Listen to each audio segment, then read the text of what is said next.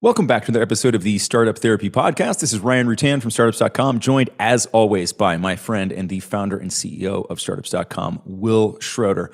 Wil, we love to sit around campfires and just tell the rags to riches stories of founders, don't we? Right? And they're amazing. The anecdotes of, Steve Jobs and Woz in the garage and Brian Chesky on his parents' couch in a basement eating nothing but Obama O's. They're uplifting. They're incredible, except for kind of a specific population. And who might that be? The poor bastards who actually had to live them. That's exactly right. Yeah. Right? They make for a great read on social media. Living through it is an entirely different shit show. I tell this story, when I'm doing kind of like my backstory and stuff like that. And I tell a story of how I didn't get into college and all my friends were going to college. I was supposed to be the first person in my family to go to college, but I lied and told everybody that I was getting in and I hadn't. And I had to go to school for a year as a fake student, essentially, right? I was just hanging out in the classrooms to stay warm. It was so bad. And it sounds like a hilarious story. But what people don't really understand is I actually had to live that story. There was nothing cool about it at the time. I'm going to class while working 2 full-time jobs. I'm going to class on weekends. I show up at school like a total loser because I'm not actually a student, right? So I'm not even supposed to be there. And I go to my teachers and I'm like, hey, this is going to sound crazy, but can I just sit in this classroom and pretend to be a student so that no one will humiliate me, right? To find out I'm the only person that didn't get into college. Well, do you remember any of the responses? This is a total aside, but I would love to know, do you remember any of the responses? Was there a gem that stood out? Every single time they were like, what are you even talking about? First off, why are you even here? That's kind of the expected response. Yeah, I was hoping there was something else. Doesn't get into college, but shows up anyway and says, I'll pay for courses, but I don't want any credit. I just want to be in a classroom. Just want to be here. Just want to sit in here. And my thing was look, you've got 50 kids in this classroom that are accepted that also don't want to be here. Well, so at least I want to be here, sort of. And so I tell that story, and then it, led to starting a company and all these great things happen. And it sounds like a cool story. It is a cool story. Unless you're the poor bastard, me in this case, who had to live that story. Because the reality of that story was not cool. The reality was I am dead tired by the time I show up for this class, because I've been working 2 full-time jobs from 8 a.m. to 5 p.m. I'm making 100 phone calls as a telemarketer for mainframe computers.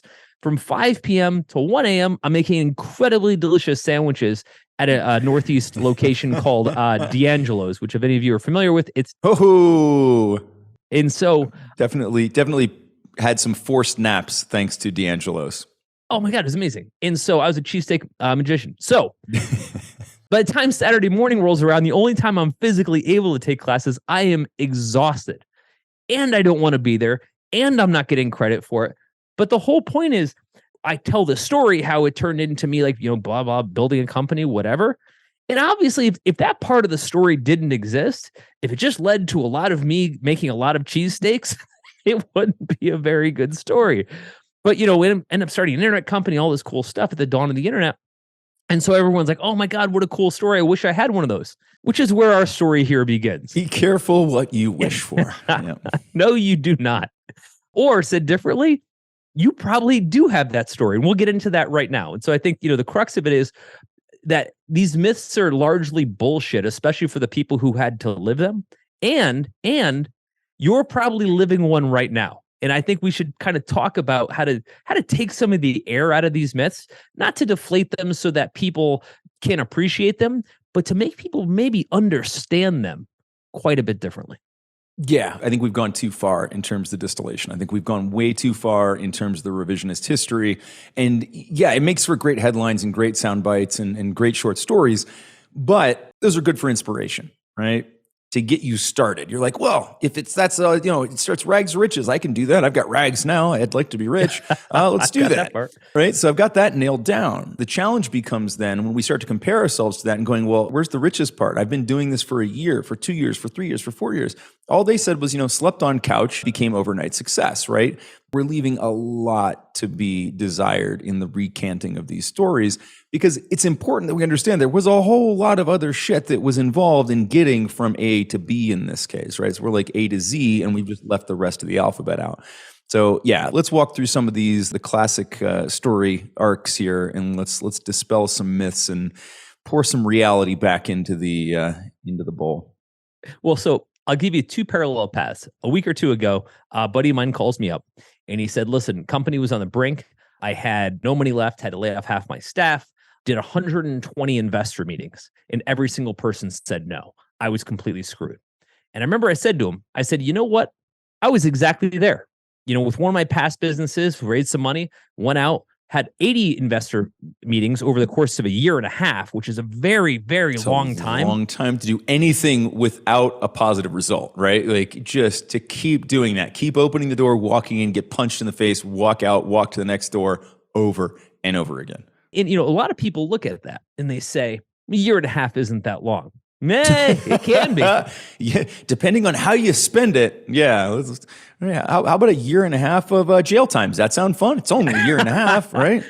And it was just this high concentration, high intensity, full sprint, nothing but manic panic the entire time, which also resulted in the end. The end of that story is a story we've told many times in the pod before, which is my heart stopping. Okay. So that's one way that story could go, which is how it went for me.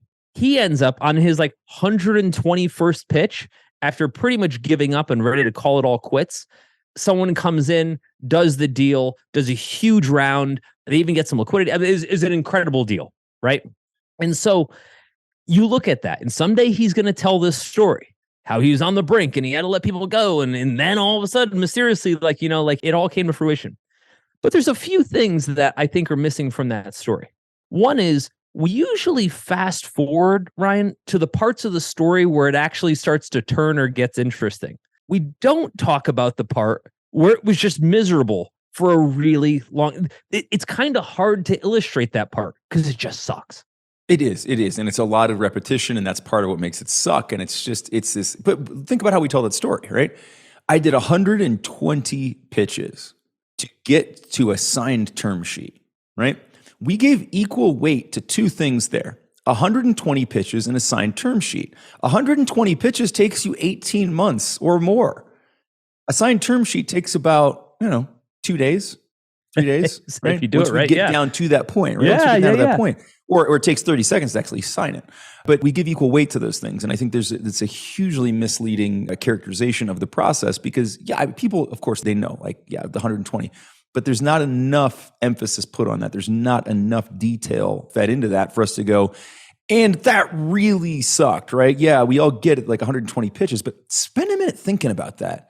Do anything 120 times that is a high stress, high stakes activity, and tell me how much fun that is over and over and over again. It's like playing 120 Super Bowls, right? It's insanely exhausting, insanely stressful. And again, we love the story, though, that I was against all odds, right? We love the story that, I was down on my luck.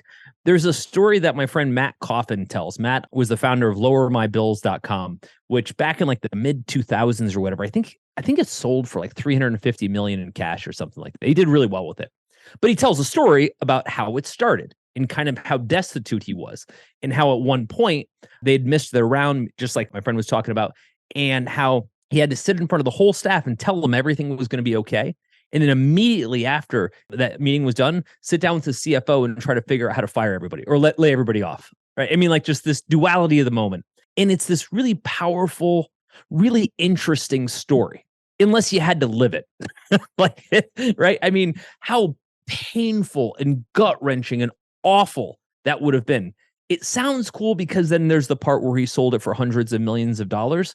But most people don't. Right about now, no one is. Right? Think of how many people are telling the wrong epilogue to this story. Yeah, exactly. Now, it's so tough, right? Because on one hand, we have to maintain that optimism, right? To the duality of that story, right? We're still forward facing. We've got to be doing all the things. And yet, when we run into these dichotomous situations, right? It's gut wrenching for the founder. I mean, it literally feels like separating your physical body and your soul, right? Like you have to live through this stuff. And again, it gets boiled down to an anecdote where it's like, yeah, one day we were telling the staff that they were all going to be fired or half of them were going to be let go. And then 2 weeks later, our funding round came through.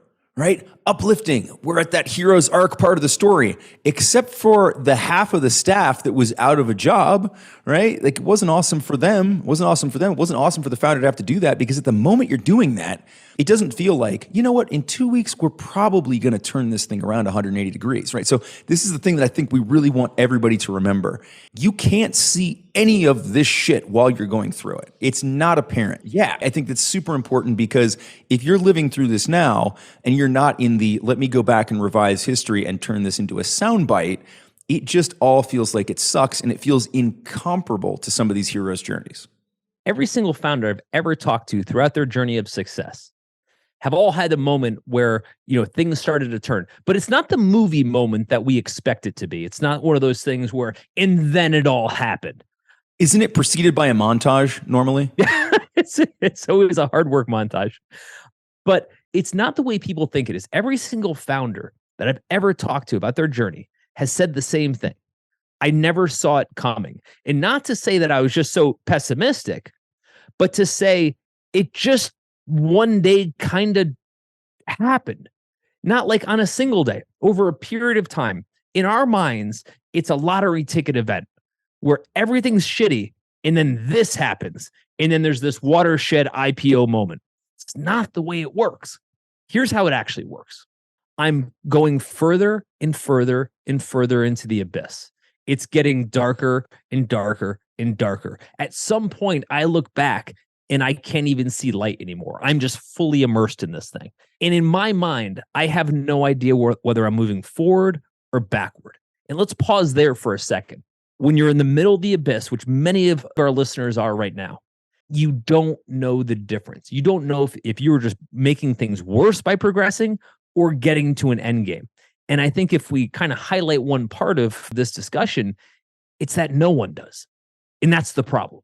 You said it a moment ago. You don't know whether you're telling the downfall story or the comeuppance story. You don't know where you are. No idea where you are in the arc, right? You're just operating. You're just doing the damn thing. Or if there's an arc. Right, if there's an arc. Yeah, it's so important. And I think this is one of the things that we've stressed throughout a number of episodes in the podcast, which is that simply making sure that you can be around long enough, right? To circle back to your point, everybody says it came as a surprise, right? I didn't see it coming. I didn't see it coming, which is to say, we can't really predict these things, right? Our black swan moment is coming. We're not going to know. That's why it's a black swan moment. Even just the linear growth and at what point that becomes okay. It's really hard to project, really hard to understand. And it works in reverse as well. If you're, going off the cliff, it's really hard to project whether you're actually going to hit bottom or if this is just a temporary downturn, right? So the key here is don't try to spend all your time with a crystal ball seeing what the future is. It's impossible to predict. Put yourself in the position where regardless of what tomorrow brings, you can tolerate it. You can make it through to the next tomorrow and the next tomorrow and the next tomorrow so that when your moment does come, you're there to appreciate and harness it, right? Something that's really funny about everything we talk about here is that none of it is new. Everything you're dealing with right now has been done 1,000 times before you, which means the answer already exists. You may just not know it, but that's okay. That's kind of what we're here to do. We talk about this stuff on the show, but we actually solve these problems all day long at groups.startups.com. So if any of this sounds familiar, stop guessing about what to do. Let us just give you the answers to the test and be done with it. There's another piece to this, and we'll kind of expand on this a little bit. We often assume that our founder story is one contiguous story. In as much as we start off in college or what have you, and then when we come out and we have a great idea, and then we start a company, it raises money or does whatever it's going to do, it then becomes something big. I have yet to see a founder story that basically works like that. Now they exist, right? I mean, there's a Mark Zuckerberg, there's people who've done it, but generally speaking, the story looks a little bit more like this. I started out, I thought it was it. I put in all my chips. I burned 5 years and failed. I then, licked my wounds. I eventually came back with another idea. I went all in on that. That turned out to be even a worse idea. Then I came back and I did another thing. Like when we go to your revisionist history, like our Netflix drama version of the story, it's very linear. But the reality is, it's just a consistent series of misses or near misses or base hits at best. Yeah, it's a lumpy, patchy, barely connected series of events that end up turning into what sounds like a very linear success story at the end. I was given a talk with two friends of mine, Jamie Siminoff, who I've mentioned before. Jamie is the founder of Ring, and Jason Nazar, who started DocStock. He sold that, and I think he's running Comparably now. And Jason was having us for some event in Santa Monica. We were both kind of presenting our origin stories and stuff like that. And Jamie and I had very similar stories. This is before we'd worked together. And Jamie was talking about how he'd started multiple companies. This is, again, before Ring. He started multiple companies, and he kept thinking that this was it. He kept thinking that, like, okay, I finally found it. I finally found it. I finally found it. And it kept not being it. I'm using Jamie, of course, because he obviously had a great success. But what people don't understand is that that was after about 20 years of misses in ways that don't sound like a big deal because, oh, it worked out in the end. Right. Unless you had to live it. Or unless it didn't work out in the end. Yeah, he told me a story of, I think it was a company called Grid. I might be getting the name wrong. Doesn't matter. Where he thought it was it. And he had pumped $1 million of his own cash into this thing, which at the time, he was probably late 20s, early 30s. He was like, that was my nest egg for life. It's a lot of money. And I kept putting more money in because I thought we'd get another round and just kind of digging further in. And then it was gone. And I had no way to put it back. And he looks at that and he says, I thought that this was that moment where things are, on a downswing, but that's okay. I fight it out and I win in the end. And I didn't. I didn't win. In fact, I just came up empty-handed. Around that same time, again, that's when I was running a company called Afford It and a few others. I felt the exact same way. I felt like times were tough. I was really stressed out, and that's okay. This was going to be the thing where I work really hard and I can, make it work and I turn it around. Power through and I'm there. Yeah. Yeah. And I did. I got to tell you, at that moment, when I was in the thick of things, Ryan, when there was no idea whether I was going to be successful or not, it looked exactly like in my late 30s, like it did when I was 19 starting my first company. I had no idea what was going to happen. Not a single signal. And I do this for a living.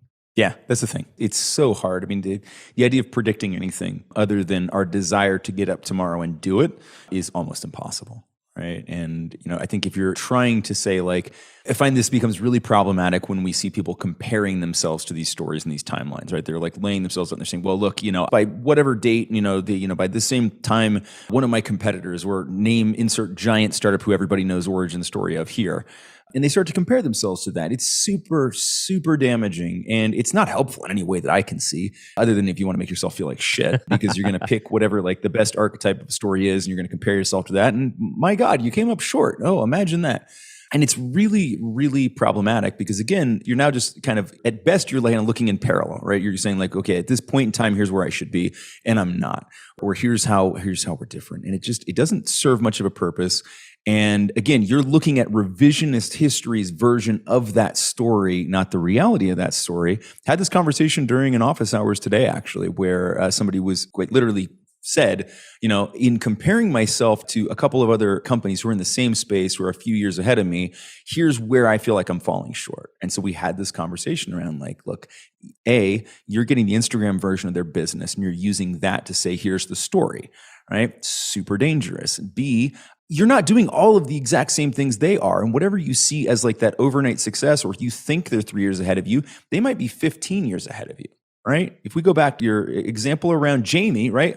If you're only looking at Ring, that is not the story. That's the story of Ring. But when we look at the founder's journey, you have to roll all of those that 20 years of failure, or, not massive success that he had that led up to that, right? Burning that entire nest egg, that made him who he was at the moment that he chose to start Ring.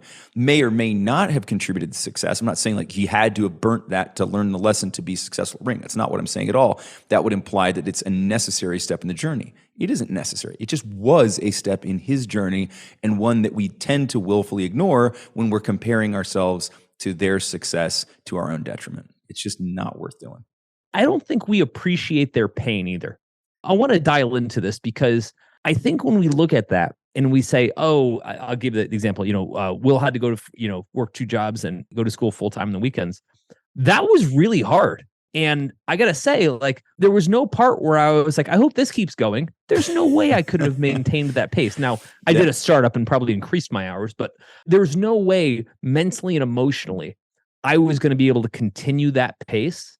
That was one of those things where I was willing to do it knowing that I had a limited time offer on this one. And when people look at the sacrifice, so to speak, again, we belittle it. And we say, well, you went on to start whatever you did, right? When the show I Built This, and they talk about the founder of Chipotle and all these things and everything that they did. Again, they make great stories, but I look at those stories very differently. I don't look at the amount of success they had. I look at the amount of pain they had, and I empathize. And I look at that and I say, I'm a huge fan of Richard Branson, read his biographies and stuff. And I look at what he had to go through and how much shit he needed to eat in order to even start to become successful. And I'm like, damn, man. Again, having done enough of it myself, I can appreciate it. But when I see it on the eyes of other people, hearing these stories, I don't think they appreciate it. You know what I mean? No, they treat it like they distill it down again, like it becomes overly simplified. It becomes the thing that then earns compound interest that turns into the success, right? And they don't really think through what that initial investment meant. It becomes a symbolic thing that then turns into this amazing thing. And that's what we get focused on.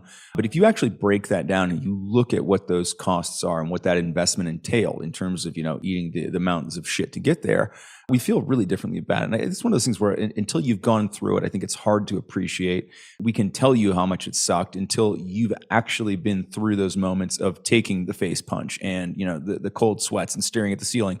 It doesn't land the same way. Right. And I don't expect everybody to appreciate it in the same way that we're able to.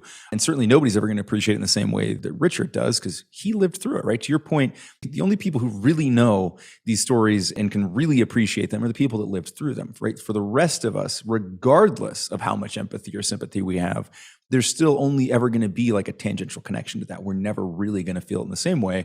But to your point, important to at least open our eyes to that aspect of it. Right? Otherwise, we're completely missing out on 90% of the value of the story, right? And then became successful is not the important part of that story. That's the part that we like to focus on because that's the aspirational target that we set for ourselves. I want that part. Well, good. Get your spoon. Here's the mountain of shit. There was a great Heisman speech for the Heisman Award for college football this past year. A USC quarterback named Caleb Williams. And he delivered an incredible speech. But what he said in the speech was pretty much, sure, I just won the Heisman. Let me tell you, like, what my journey looked like to get here. And it wasn't awesome, right? He was like, basically, I've just been eating shit this entire time, right? And I was willing to do it because one day maybe I could be sitting up here. But guess what? There's a lot of people that aren't. And he looked at the other 3 or 4 guys that were there, all Heisman contenders. He's like, and it's funny, all of them were going to the CFP, which for those you don't know is the college finals for football. And he's like, and I'm the only person that isn't. So, I guess I can't win them all. But the bigger point was, he went through detail about being a kid, about growing up, about not being big enough, not being fast enough, not being all these things, but wanting and being willing to work for it so hard. And when he was telling the story, what was going through my mind was every moment of friction he must have had and how little validation he would have had that any of it was going to pan out, especially in the early years, right? Sure. He's being told the opposite, in fact, right? Yes, right. And then every time you level up to that next level, you see that there's a whole other echelon of people that are as good or better than you. And you got to start all over again. So I think that looking at people's stories, particularly in this case, founders, and understanding like what grit they needed to have, and more importantly, realizing you got to do the same. You know what I mean? Yeah. Well, I think it's funny. I mean, in how many other aspects of life do we treat what are essentially fables or stories, right? And these are true stories, but how often do we try to apply those as how-to manuals, right? Like you read Jack and the Beanstalk. Did you start planting shit all over your yard hoping you could climb to a fortune in the sky? No, that's ridiculous. Why would you do the same thing with some of these stories? Like the idea that this is somehow a pattern that can be followed and repeated is ludicrous to me. And I don't know why we tend to do this so much. We look for like, how can we copy what they did? You can't. right? Number one, you only have 1% of the details. Number two, you can't recreate it because that was a specific point in time, specific product in time, specific person with their own network, their own everything, right? This isn't a play that you can copy out of somebody else's playbook and run, right? This is an ad hoc narrative of part of what happened on their way to this thing, most of which wasn't deliberate at the time. That's the other thing that I love hearing is that, sounds like I was doing something really smart. Like, we made this decision and that ended up being the thing.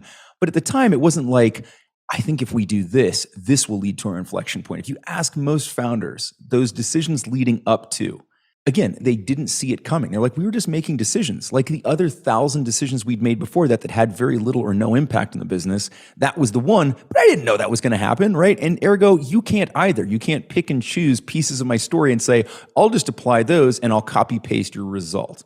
Not going to happen, guys. This runs through this story. A long time ago, I'm at this Forbes conference of some sort, and it's me and like a half dozen people, like entrepreneurs, speaking at this conference.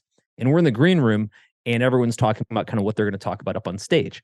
And this one guy was in the SAS, like British Special Forces, and he had a munition that was designed so that you could actually shoot people training, and they could learn to fight through the pain of being shot. And I was like, where would you ever come up with that? He's like, well, during my time in the Special Forces, I'd been shot in combat 6 times. Oof. And I'm like, wait, what? Yeah. I was like at once? He's like, no, on 6 separate occasions. I'm like, let me get this straight. You got shot once doing your job, and you're like, that's cool. Let's see if it happens again. Then you got shot again, and you're like, what are the chances it's going to happen a third time? Right. And I'm like, and at the third time, you're only halfway there, right? Yeah. Talk about a lesson nobody else wants to repeat to come up with a product idea. Oh my God, right? And so I asked him, I'm saying, so you got shot so many times. Were you wearing like a magnetic bulletproof vest and bullets were just like coming right at you? And he's like, here's the deal. We had lots of close quarter combat. And in close quarter combat, you are going to get hit. The moment people start squeezed off and fire bullets everywhere, you are going to get hit. He's like, most people don't die from the bullet per se. They die from bleeding out from the shock of the bullet. And he said, so what we were trained to do is fight through it. So when we get shot, just keep on fighting. I'm like, you're the biggest badass in the entire world. Yes. Like you're literally a superhero, right? And what fascinated me about the story, I didn't care about where his company had gone or how much they had raised or anything else like that. I just needed to hear about this, guys, when I use pain. I mean, in the most literal sense. But it was fascinating. And I'm like, and so not only did you have to go through the misery of actually getting shot, I mean, me having to go to a class I didn't want to go to seems meaningless compared to that guy, but you went through this entire grueling experience that you apparently wanted to relive over and over and over by testing ammunition on yourself. And it was amazing to me. What I think is important is for us to not only empathize, but dig in on that. Understand not just the big success, but understand what it took to get through that pain, to fight through the pain. Not his pain. Please don't fight through that. But if you really, really, really want to appreciate what it takes to build a company, understand the pain, not just the success. And I got to say this, if you get an opportunity to hear one of these stories and listen to the person's pain and feel it with them, they're not looking for a high five. They're looking for a hug. So in addition to all the stuff related to founder groups, you've also got full access to everything on startups.com. That includes all of our education tracks, which will be funding, customer acquisition, even how to manage your monthly financiers. There's so much stuff in there. All of our software, including BizPlan for putting together detailed business plans and financials, LaunchRock for attracting early customers, and of course, Fundable for attracting investment capital. When you log into the startups.com site, you'll find all of these resources available.